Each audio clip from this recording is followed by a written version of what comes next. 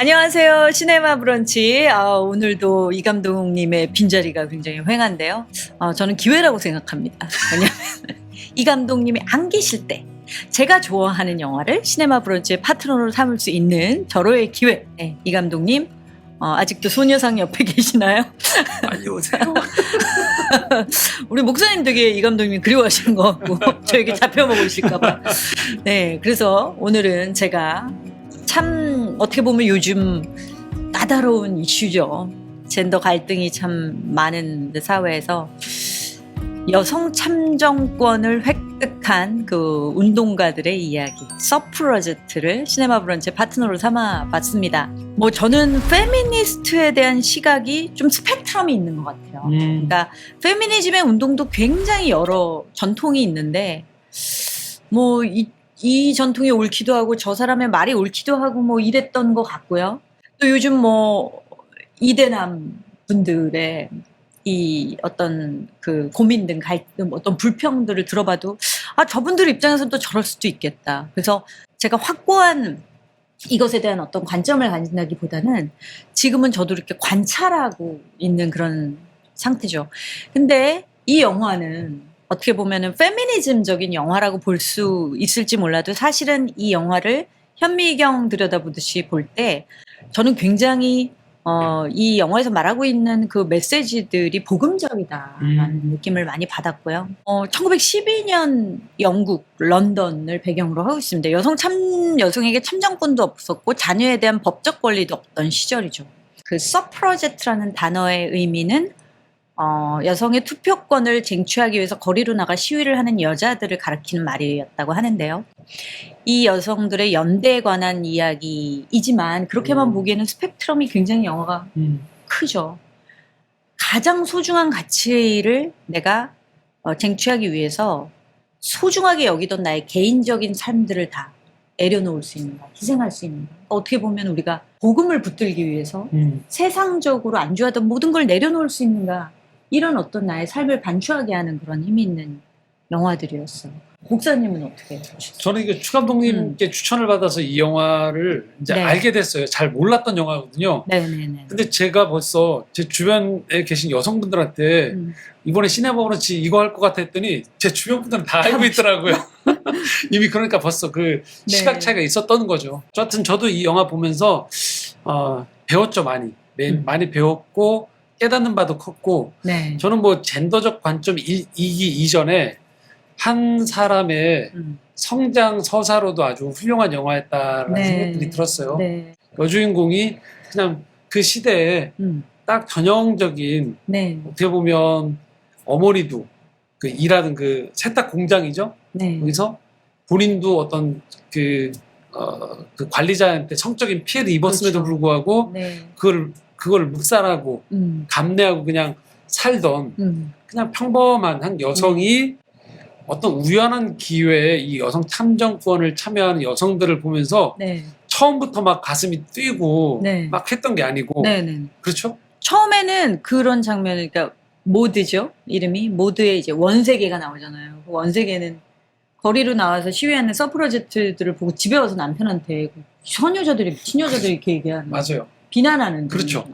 그게 남의 얘기라고 생각한 거죠. 나한테는 해당되어지지 않는다. 근데 이제 저 사람들이 왜 저럴까에 대한 이야기를 한 걸음씩 들어가 보면서 그 속에 있는 이야기를 들으면서 이게 내 얘기구나 라는 걸 깨닫기 시작하면서 점점 눈이 열려지고 이전에 이 모드란 여성이 가지고 있었던 처음의 모습으로 보면 도저히 상상할 수 없는 그 자리까지 나가잖아요. 중간중간에 이 참정권 운동을 참여하는 게 너무나도 많은 희생이 따르니까 점점 낙오자가 생기는데 충분히 원래 자리로 돌아가도 될 만한 사람이 어느 순간에 보면 리더의 자리에 투사 리더가 막 되어지면서 그 자리로 올라가는 모습. 그래서 예전에 내 가족만 생각하던 사람이 이 지경이 넓어지는 게 추 감독님 말씀하셨던 것처럼 어떤 의미에서는 복음의 정신하고 상당히 있다는 우리가 신앙을 갖는다라는 거. 그냥 처음에 우리가 신앙을 갖게 되면 하나님 나만 잘 되게 해주세요. 막 비교하면서 내가 저 사람처럼 안 된 게 좋습니다. 감사합니다. 그런 데서 감사를 찾던 사람들이 점점 나의 감사 너머에서 저 사람도 감사할 수 있는 환경과 제도 시대적인 어떤 책임감을 갖게 되어지는 지경까지 사실은 하나님은 그쵸. 우리에게 요청하시는 거거든요. 네네네, 맞습니다. 그런 지경까지 나아가는 걸 원하시는 그 과정이 상당히 이 영화의 이 스토리랑 네. 이 맥이 닿는다라는 생각들이 들었습니다. 네. 그래서 추천해 주셔서 네. 좀 감사하게 이 영화를 잘 봤습니다. 그 자리까지 목사님 말씀하신 그 자리까지 크리스천들이 가야 하는 그 자리도 네, 사실은 많은 고난이 필요한 자리잖아요. 그렇죠. 나의 세상을 위해 즐기던 것들을 하나 내려놓는 과정. 이 영화에 대한 서사가, 이 영화에 등장하는 서사가 그런 서사와 크리스천이 겪어야 하는 그 서사와 굉장히 맞닿아 있는. 요즘 왜 우리가 마블 영화 좋아하는데 히어로들 많이 나오잖아요. 네. 그들은 어떤 의미에서는 초인적인 힘을 가진 사람들이에요. 네. 그런데 이 영화에 나오는 사람은 음. 그냥 지극히 평범한 한 사람이 그렇죠. 시대적인 필요에 의해서 네. 그 영화 보면 굉장히 갈등을 많이 하잖아요. 막 남편이 이제 다음부터는 이런 데 가지 마 그러니까 안 가겠다고 네. 이 침대에 누웠는데 막 뒤척거리면서 고민을 하는 네. 그리고 다시 나아가는 그 장면들 하나하나가 어떻게 보면 성경에 나와 있는 이 많은 성경의 등장인물들도 네. 사실 이런 과정을 거치는 거거든요. 그러니까 맞습니다. 네. 그 성장이 굉장히 디테일하게 사실 저도 그 성장 과정이 묘사되어 있는 부분들이 되게 좋았는데 진짜 이 주인공의 원세계, 그러니까 주인공이 얼마나 평범한 사람이었고 네. 얼마나 그 당시의 여성이 투표권, 참정권과 그 어떤 공정한 삶을 살기 이전의 상태가 어떠했는지를 그야말로 대변하는 인물이었다는 생각이 드는 게 사실 이 공장에서 일을 하잖아요. 네. 남편보다 더 굳은 일을 하지만 봉급은 훨씬 적고 근데 그 공장의 그 관리자가 그 미성년인 어린 소년을 성폭행하는 걸 목격하고 그 과정에서 자신 또한 공장 노동자였던 어머니의 삶을 대물림했는데 그 어머니가 그 관리자의 성폭행으로 인해서 자신을 낳았다는 게 또 암시되는 부분이 있거든요. 그러면 사실 이분은 이 서프러제트가 되어야 하는 사람이에요. 어떻게 보면 출생으로 볼 때도. 근데 얼마나 그것이 인지되지 않았고 자기의 출생과 자기의 아이덴티티와 이게 이 사회의 불의와 어떻게 연결이 되는지 전혀 인식하지 못하는 그렇죠. 굉장히 무기력한 삶을 살고 있었다. 근데 그것은 그럴 기회를 얻지 못한 채 살아갈 수밖에 없는 사회였고, 근데 그러던 모두가 이제 어느 날 그 시민 불복종 운동을 벌이는 투사 에멀린, 실존 인물이죠. 이분은 굉장히 유명하신 것 같아요. 이분에 대한 책도 자서전도 많더라고요. 에멀린 팽크허스트라는 메릴 스트립이 연기를 한 그분의 연설을 듣게 되죠. 근데 이런 말을 했어요. 우리는 범법자가 되고 싶은 게 아니라 입법자가 되고 싶은 것입니다. 맞아요. 예. 투쟁을 멈추지 마세요. 우리가 이런 방식으로 투쟁할 수밖에 없는 건 이게 남자들이 알아듣는 언어이기 때문입니다. 이렇게 얘기를 하거든요. 그래서 그녀는 이 공장의 동료인 바이올렛 대신에 법정에서 증언을 하는 기회를 이제 얻게 되는데 저는 그 판사로부터 질문을 받잖아요. 투표권이 당신한테 어떤 의미가 있길래?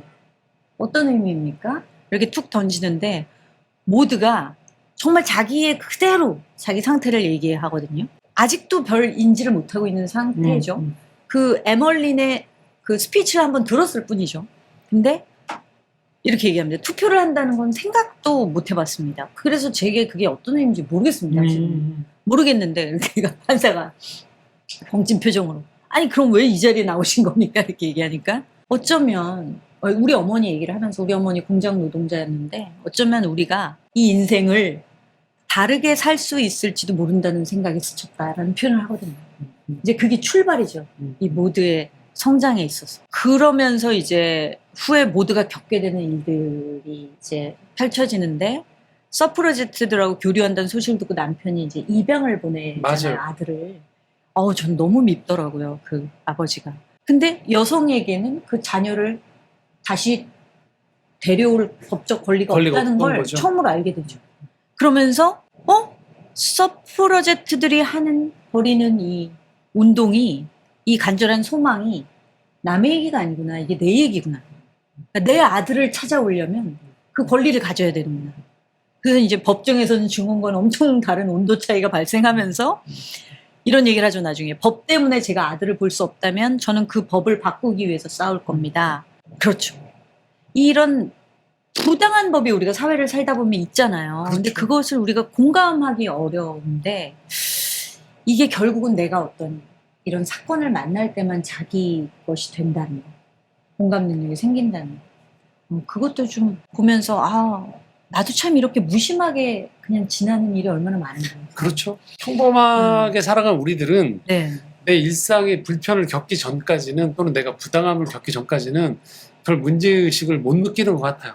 네. 그렇기 때문에 이런 영화들이 주는 장점은 내 주변에서 누군가가 시위를 하고 있거나 뭔가 어떤 신음소리를 내고 있을 때 나는 저렇지 않아서 다행이다라고 넘어갈 문제가 아니고 모든 시위를 뭐 그렇다고 다 합리적으로 합법적이다라고 다 매번 문제가 있을 때마다 시위를 해야 됩니다라는 건 아니지만 과연 이 사회 속에서 많은 시위가 일어나고 많은 어떤 투쟁이나 어떤 그런 다툼들이 있을 때 저 문제가 왜 발생했지에 대해서 저는 네. 기울여 보는 것들이 좀 네. 필요한 것 같아요.